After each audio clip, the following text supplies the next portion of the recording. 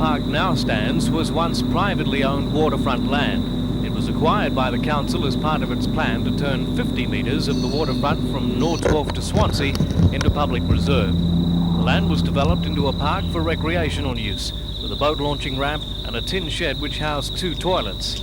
Over the years, local residents have consistently complained about the amount of garbage left at the park, particularly after a long weekend. They also complained of the smell from the inadequate toilet facilities. On Monday, the council moved in with a bulldozer and dug up a large section of the park foreshore and closed one of the access roads to the boat launching ramp.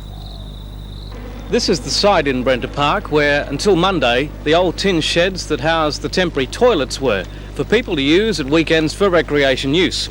But now they've been taken away, and with it, most of the topsoil. Local residents fear that will now end up in the lake. The Progress Association was told by a local alderman this week that council had decided to close the park. He apparently told the residents council found the park too costly to maintain. President of the North Wharf Progress Association, Mr. Frank Mulhall, says if this is an indication of the council's ability to keep public foreshore areas clean, then he fears for other waterfront reserves planned for the area, which gained council approval this week. How the heck are they going to maintain the foreshores right along here? And their policy is to acquire the land right from this reserve right into Swansea. All the waterfront owners are going to cop that, and the public are going to cop it. It'll be a continuous rubbish dump, and the ratepayers are going to pay for it. Now, just this water frontage alone of the 20 blocks, the acquirement of that part of land there is going to cost the council in excess of $2.25 million. So you're not confident that they will maintain the land once they acquire it? I'm absolutely sure that they will not, because they haven't got the money to maintain it.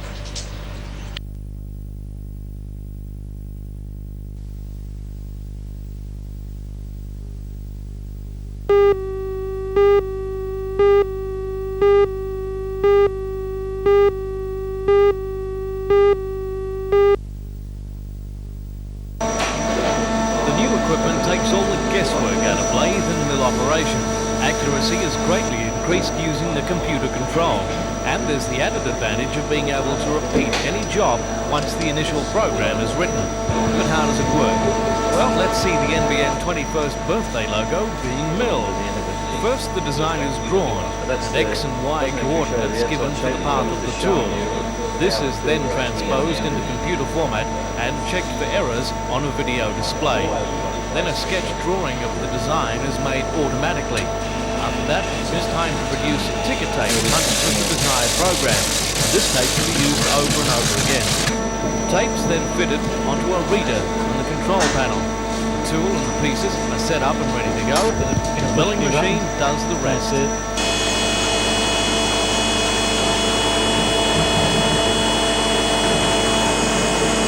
This machine is made in Melbourne, now being exported around the world with a special laser attachment as a revolutionary cutting head.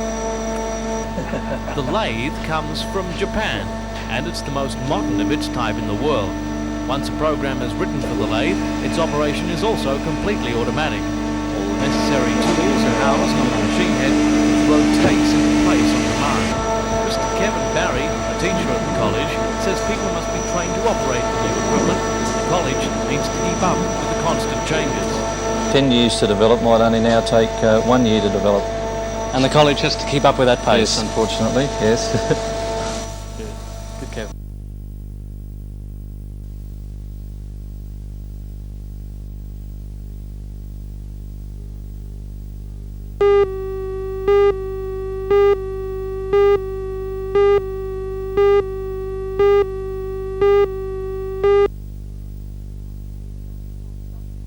Introduced at Stockton Hospital just 7 months ago. Progressive transfer of more than 2,500 Professor Fredericks lectured in Australia last year, and the staff at Stockton was so impressed. Care over the next 3 years. This will involve small community residential houses, the developmentally disabled, and more hostels Since for the that time, the psychiatrically program has ill. snowballed If the the potential of recommendations of the report are accepted, includes it's survival proposed that the skills, number of beds for patients at communication and Stockton social Hospital skills. will be reduced Program from Director at Stockton 844 Hospital, to Mr. John 670 Dewhurst. by 1986. At Morisset, the report recommends that all beds for the developmentally disabled be closed and the total number of beds for psychiatric patients at Morisset and the Newcastle Psychiatric Centre be reduced from 591 to 250. Large psychiatric institutions in New South Wales now hold nearly 7,000 patients. And the report says the project of setting up the new community-based hostels should be funded by redistributing 0.5% of the total hospital budget for the 3 years. That's estimated at about $9 million. These children were The thought report to be also virtually calls for an unteachable. increase in patient But now they are contributions acquiring from skills, people in psychiatric skills to enable them institutions to be more from independent. 66 to This glimmer of 87% hope of their for pension. developmentally That disabled will bring it people into is due line to a with new charges scheme. in other We've states. got an assessment form, which is a behaviour check.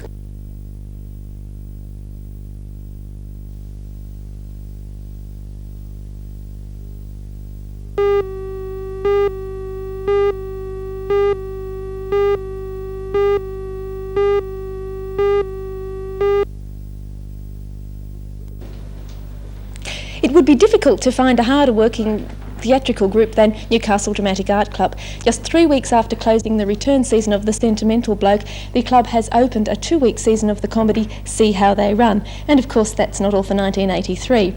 Club Secretary Betty Lind is here with me now to talk about plans for the rest of the year. Thank you, Debbie. In May, we do intend to do a pantomime, Sleeping Beauty, by the Junior Theatre. In June, it will be The Crucible, which will be produced by John Crosby. That's a high school Year 12 play for this year. In July, there will be a musical, possibly Lilac Time. Then in August, we're planning an art show with poetry reading in it. Yes. In September, Frank will be producing a Strait play. In October, another musical. In November, possibly Lock Up Your Daughters if we can find out who owns the rights for it, and then a Christmas show in December.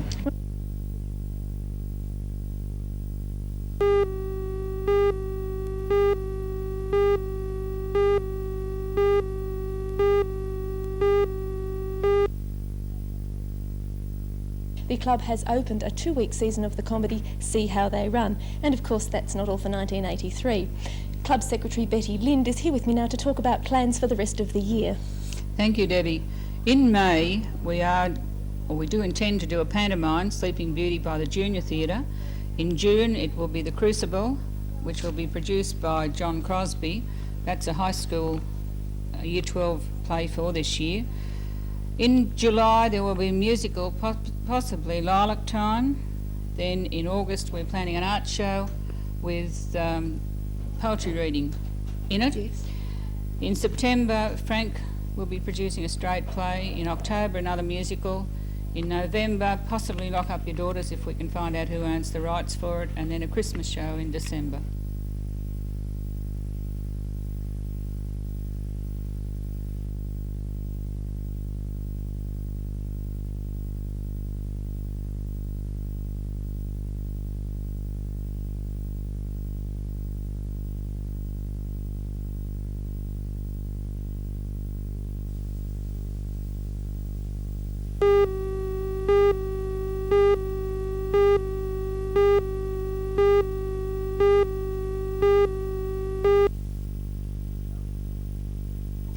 Darryl Saunders and Jerry Suvalich were lucky to get through to the semi-finals, winning Section A on the last bowl of the match. In Section B, Bob King and John Wright were undefeated in their 5 matches of sectional play to go through to the semis. In Section D, Terry Webster and Bob Annan won their way through, and in D, Charlie Bagwell and Alan Baker made it through to the semi-finals. Tomorrow they'll be conducted at the Hamilton North Bowling Club, and the lineup is Saunders and Suvalich to play King and Wright, and in the other semi-final, Webster and Annan to play Bagwell and Baker.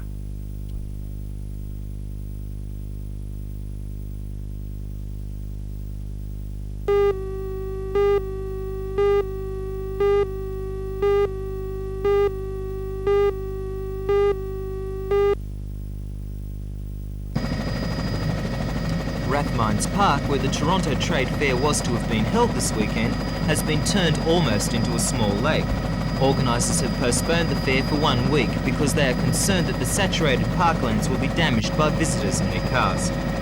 Looking around the Newcastle suburbs today, it's hard to remember that we have been drought-stricken. This lone house near the Araring power station was awash, and several roads in the Dora Creek and Wangi areas were cut for some hours earlier today. A Wangi woman was flown to the Martin Hospital in Maver this morning after being rescued from her flood-bound house by the Westpac rescue helicopter. Police were kept busy with a spate of traffic accidents. Most of them were minor, but a motorcyclist is in a serious condition in the Royal after a collision with a panel van on the Broadmeadow Bridge. A heavy demand on telecom services meant congestion at the Wangi Exchange. While the drought may have ended in suburban gardens, up the valley where the rain is most needed, the falls have been light.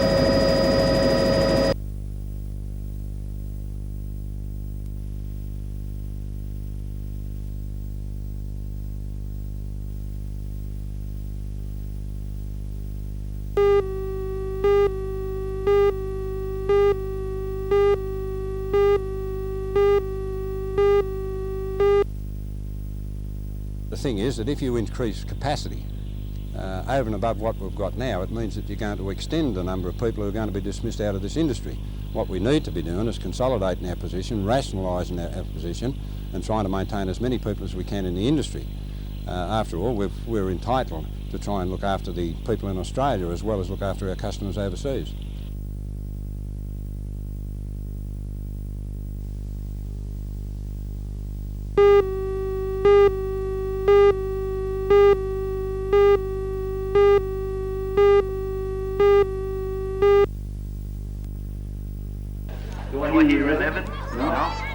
Despite the rain, the Downs attracted a large crowd. Many who attended were there to hunt for bargains in the huge wine auction that was held this afternoon. Come on, we got $14. Bids for every pallet, even for those who preferred. What else might be for this splendid little bride? bride? Items raised $10 or more for the cancer appeal, and one sold for $150. Come on. It was the immortal What else might be for this? vintage ports. For those who like women more than they like wine, there was another auction of sorts. Bids were taken for the right to spray T-shirt-clad girls with water.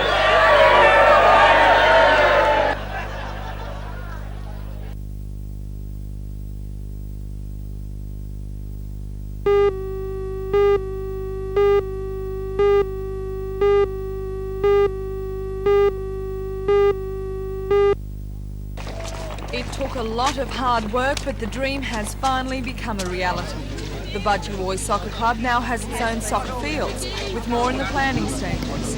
The club intends to build an international ground as well as an amenities block and a clubhouse. The community effort which helped build the complex has paid off. Instead of the fields costing $300,000, the members brought the billion for less than $47,000. Quite an effort, and one that was highlighted by Wyong Shire President Councillor Tim Farrell and 2GA's manager Mr Bob Earl when they jointly opened the fields today. Despite the rain, the day was packed with exhibition matches, like this one between representative teams from the Central Coast and Manly. Meanwhile, the Mick Middleton soccer field at Gateshead has been the victim of yet another pointless attack of vandalism. Vandals broke through the perimeter fence last night and rode their motorbikes around the field, digging up the turf just weeks before the 1983 season is due to begin. One of the executives of the field committee, Mr Maury Wallace, says this is one of a series of attacks on the field. He says in the past, the amenities block has been burnt down, walls have been destroyed brick by brick, and the lights have been smashed.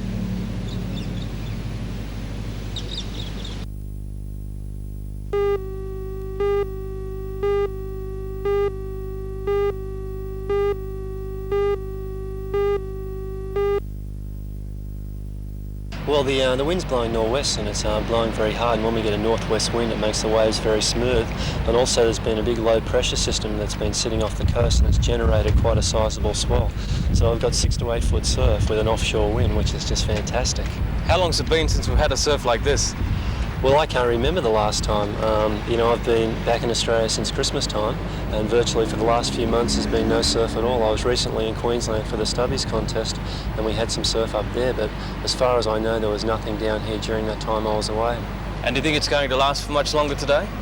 Well, as long as the wind doesn't go nor'east, it was predicted on the news last night to go nor'east, according to Des. If Des is wrong and it stays nor'west, it'll be great all day.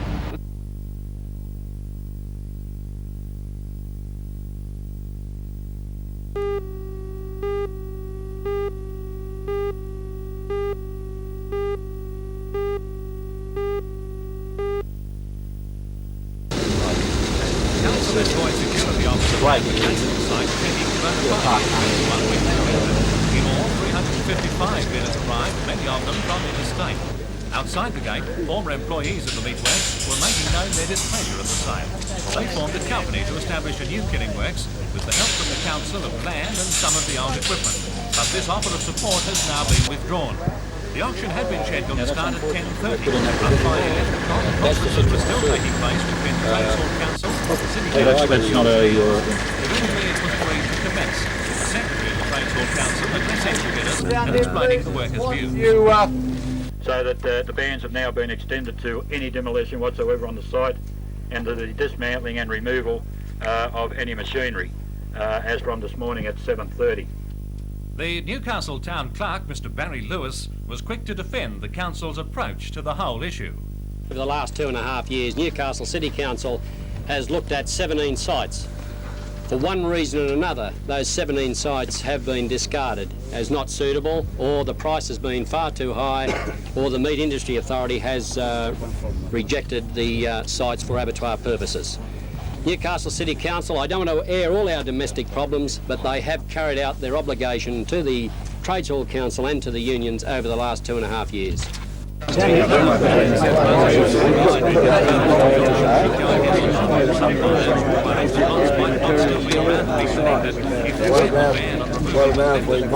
Works engineer Mr Les Lack, who flew up from Melbourne just to bid for one lot, said the council would be acting in its own best interests to postpone the auction, but to no avail. Quite frankly, I think you're better off to call it off, because your prices are going to be that depressed. No, let it go. He comes too bloody far to go home now. There's too many travellers here to call it off. Okay, let's get the bloody thing going and get going. Get into it. I think I'll stand here. We're going to sell lot 1 first of the race over there. And so the first of 353 lots today was sold. The auction will continue tomorrow with another 582 lots to be knocked down. Now there will be negotiations between City Council and the Trades Hall over the fate of the items. Meanwhile, pickets are maintaining watch at the Maitland Road entrance to the defunct meatworks.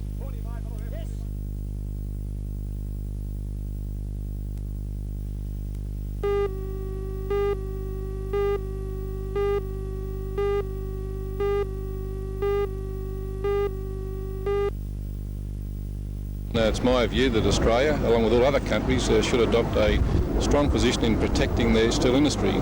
South Korea, Brazil, Japan and the European countries, all those national governments have seen the need to maintain and support through a number of systems of tariffs, controls and quantitative controls on steel to allow those industries to remain viable in each of those countries. So some of those countries you mentioned directly support their steel industries in a financial way. Is that what you'd like to see in Australia, the government supporting BHP?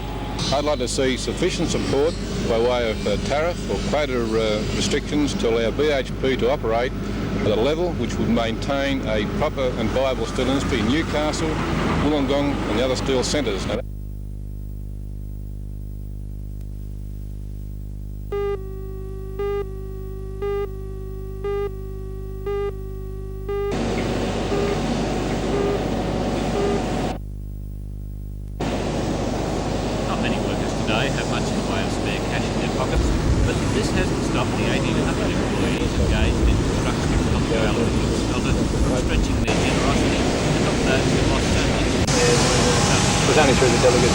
Try to do on this site is get unity, not only on the site. Everybody who contributed to this has checked for almost $5,000. Thanks very much. Thank you, everybody. I think it would have been nice if it could have been more. Yeah. We desperately need the present time. Everybody chipped in and helped.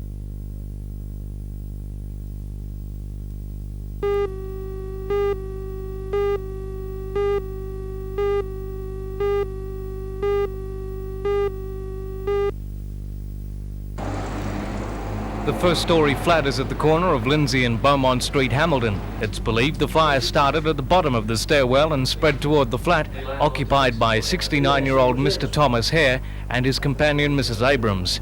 The couple have just been released from Royal Newcastle Hospital after suffering smoke inhalation. The fire burned out most of the stairwell and the entrance door to the flat. Mr. Hare says the smoke was so thick he had to feel for the window and was lucky he didn't open the door. If I'd have got to that door and opened that door, I'd have went and everything would have went.